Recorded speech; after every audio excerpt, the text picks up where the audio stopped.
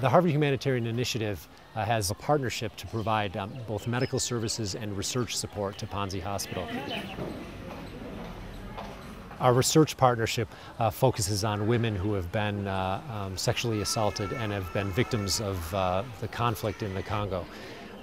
We look at areas where women have been suffered their abuses, for example, what has happened to them, where they've been assaulted by which militias, and certain psychosocial problems related to that.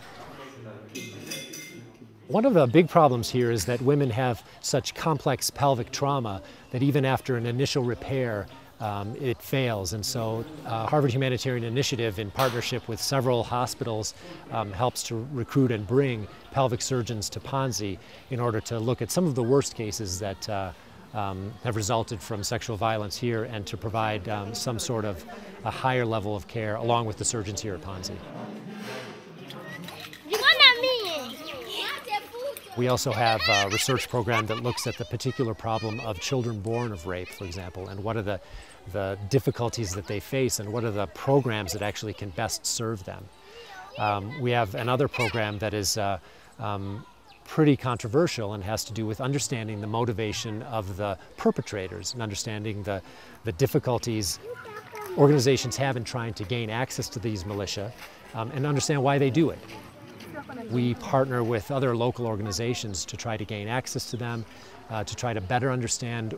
why this happens, and to gain some insight as to what might be some programmatic strategies in order to get to these groups to change behavior. HHI is collecting information from 3, 4, 5 years ago, so we can see trends, we can see movements of militia as they relate to attacks, and we can see information that no one else is really getting. So it actually gives a lot more perspective on the war against women and the epidemic of rape and sexual violence in the Congo.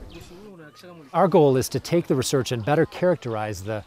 sexual violence that happens in the Congo, so that we can bring that to not only Panzi Hospital, but many of the organizations that work in the area to serve victims of sexual violence and rape, and ultimately feed it back to organizations that make policy, like the United Nations or USAID, that can actually impact the kind of programs and fund the programs that are needed to serve these women.